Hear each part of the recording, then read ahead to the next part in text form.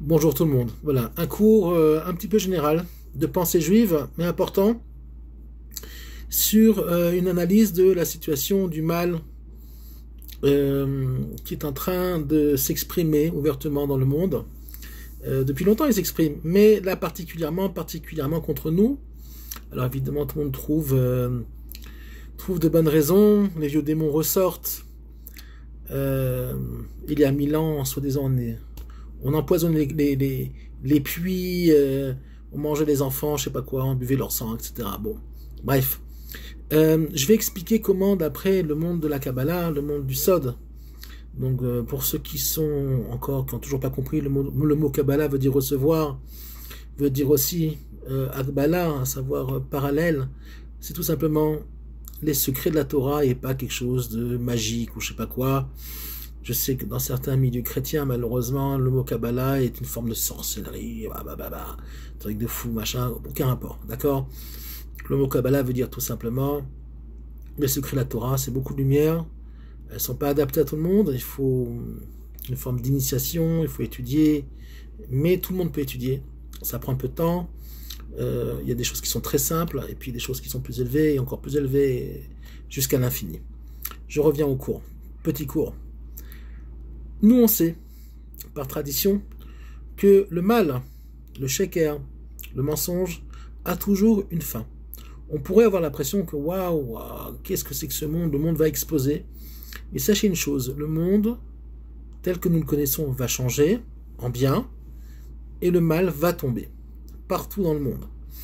Il y a beaucoup de mensonges, beaucoup de saloperies qui sont diffusées partout sur les médias, et les maîtres d'Israël nous enseignent que, d'abord, regardez l'histoire, tous les grands empires sont tombés, Rome, l'Égypte antique, la Grèce antique, la grande Grèce antique, qui aurait pu croire qu'elle tomberait un jour, d'accord, la France, c'était un grand empire avec Napoléon, la France s'est arrêtée avec Napoléon, après c'est plus rien la France, c'est fini, d'accord, le dernier, on va dire, le grand empire français s'est écroulé à la fin du 19e siècle.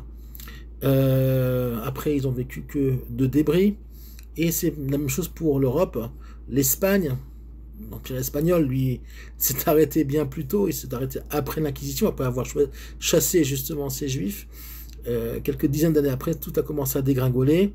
Et l'Espagne est devenue un pays depuis l'apogée espagnole. L'Espagne est devenue un pays pauvre, en retard sur le monde, et ils tiennent le coup, bon gré mal gré, mais c'est un pays qui traîne, pour 1000 raisons. Le mal est comparé à une sangsue, et je vais vous expliquer pourquoi. La sangsue, quand elle va sur votre corps, elle se met sur un corps humain ou même animal, donc elle pompe son sang, et de ça elle meurt. À savoir qu'elle se nourrit finalement de la vitalité de la bête ou de l'homme sur qui elle est posée, mais finalement à la fin elle va grossir et elle va s'éteindre par elle-même, elle va en mourir. Et bien le mal c'est pareil. Actuellement les yeux sont fixés sur Israël alors j'ai déjà expliqué, il y a 1001 problèmes, et finalement de ça ils vont tomber.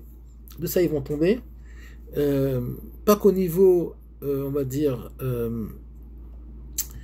pas qu'au niveau des nations du monde, mais au niveau spirituel aussi, à savoir que le christianisme et l'islam, et c'est difficile à croire que l'islam peut tomber, oui, même l'islam va tomber, l'islam tombera à la fin, le christianisme est déjà mort, il y a encore quelques sursauts, quelques soubresauts de gens qui croient encore à Peter Pan, et que un certain Jean-Claude va descendre du ciel avec son papa ou je sais pas quoi, et puis avec le Père, le Fils et le Saint-Esprit, je sais pas quoi, et ils vont sauver le monde. Ben attendez toujours, c'est pas ce qui va se passer.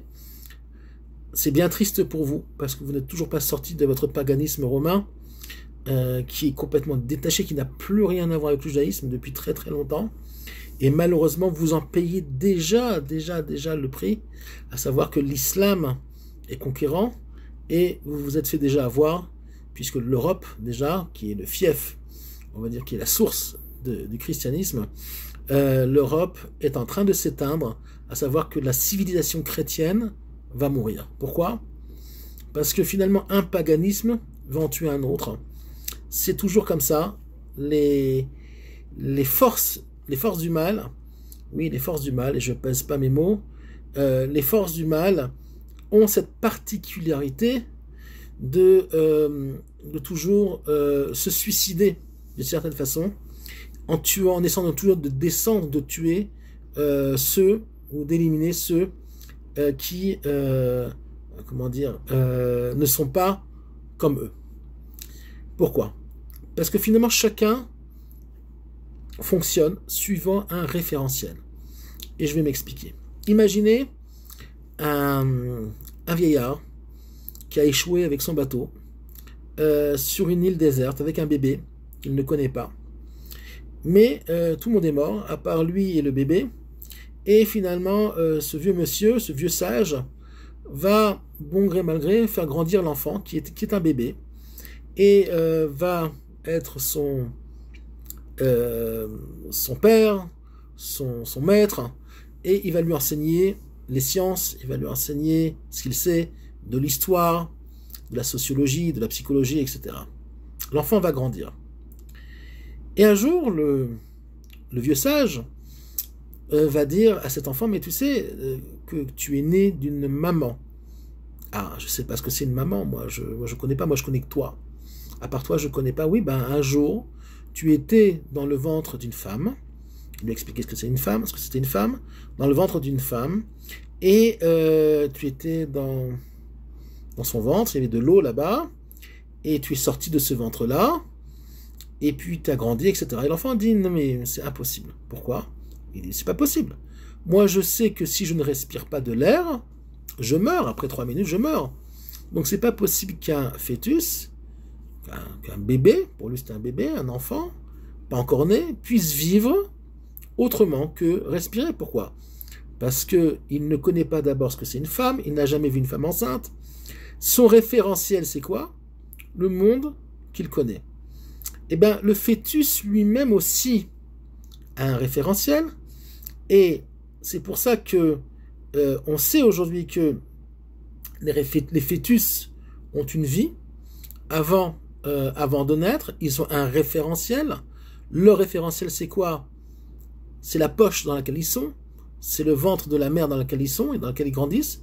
Ils n'ont aucune idée de ce qui va se passer après. Ils entendent des bruits, suivant les âges, ils entendent des bruits, ils ressentent ce que la mère ressent, d'accord?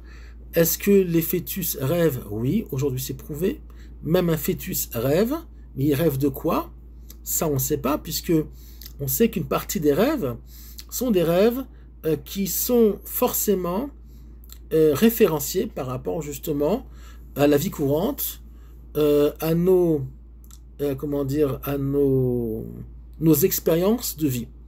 À savoir qu'un Africain qui vit dans la jungle, qui ne connaît pas la civilisation, ne peut pas avoir les mêmes rêves qu'un type qui évolue à Paris, qui travaille, disons, dans le high-tech, et qui a une vie qui est la sienne.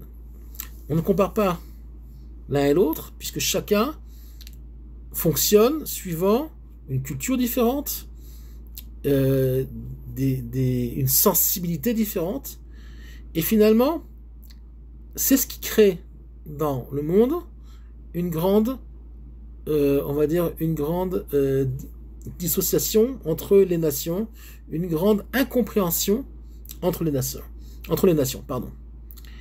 La plus grande incompréhension de l'histoire, c'est les nations par rapport au peuple juif. Bien qu'il y ait eu des discussions, des échanges, Alexandre le Grand, par exemple, était très très féru de Torah, il étudiait avec les maîtres d'Israël, il y a eu beaucoup de grandes discussions entre Alexandre le Grand et c'est reporté dans le Talmud et les maîtres d'Israël.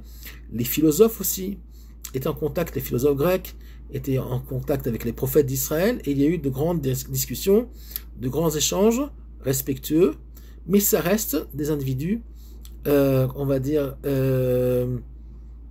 privés, d'accord? Et les masses, par contre, elles, n'ont jamais eu cette possibilité vraiment de connaître Israël, même quand le peuple juif vivait parmi eux, nous avons toujours été à l'écart et nous avons toujours été incompris, et donc maltraités, donc volés, violés, et j'en passe. Brûlés. Les chrétiens sont de grands brûleurs de juifs. D'accord, ils les ont brûlés à Auschwitz, c'était sur une terre chrétienne. Ça ne pouvait pas être que en dehors d'une terre chrétienne, au nom de l'amour de JC, d'accord. Même si les nazis, on va dire,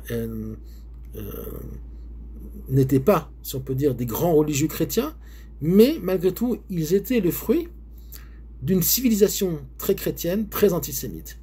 Jusqu'à aujourd'hui d'ailleurs, on le voit très bien, puisqu'aujourd'hui, peu importe la vérité de ce qui se passe en Israël, à Gaza et ailleurs, la vérité n'intéresse personne.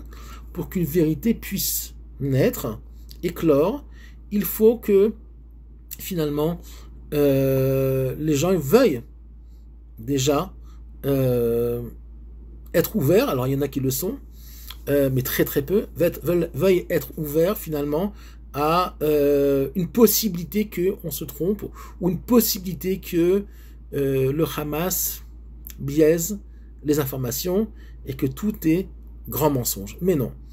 Parce que leur référentiel culturel est bien ancré et, on va dire, gravé dans leur civilisation. Finalement, ils se disent, mais finalement, on avait raison, et que finalement, les Juifs sont des tueurs d'enfants, etc., etc. Et on va poser une question maintenant très très importante. Est-ce que ça change quelque chose, finalement, qu'ils croient ou pas que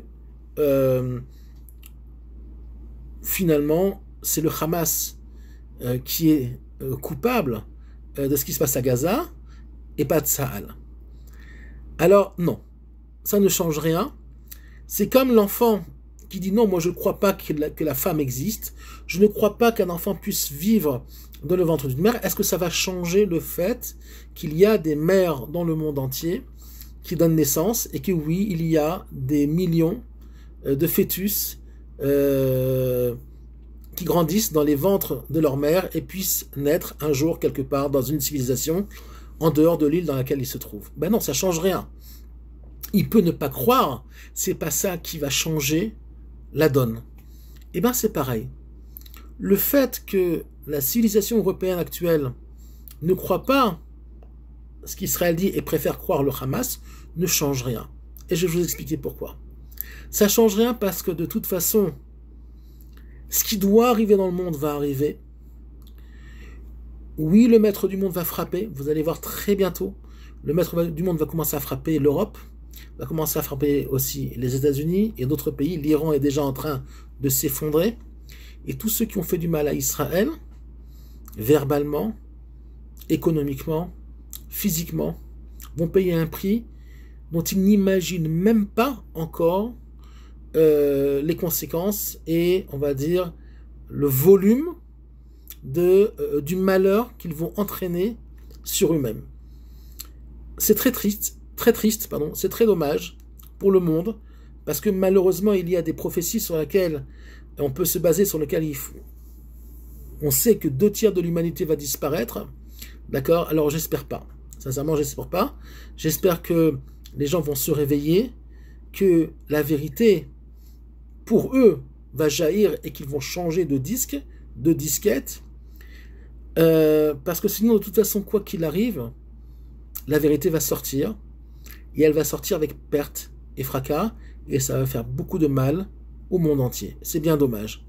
Donc, finalement, on voit que tout est une question de référentiel. Tout n'est qu'une question de, finalement, de comment je suis capable de voir le monde, le comprendre. Mais même si je ne le vois pas de façon juste, d'accord, ça n'a aucune importance. Les choses existent quand même.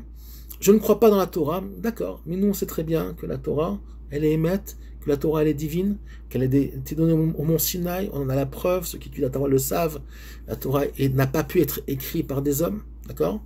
C'est un code monumental, mathématique, lettral, qui est complètement infini, et peu importe ce que finalement les gens croient, vous allez voir que le monde va aller dans la direction des prophètes d'Israël, de la rédemption d'Israël, et des nations qui voudront bien suivre, et qui arrêteront de nous casser les pieds, et nous casser les médias, parce que de toute façon, quoi qu'ils fassent, ça ne changera rien.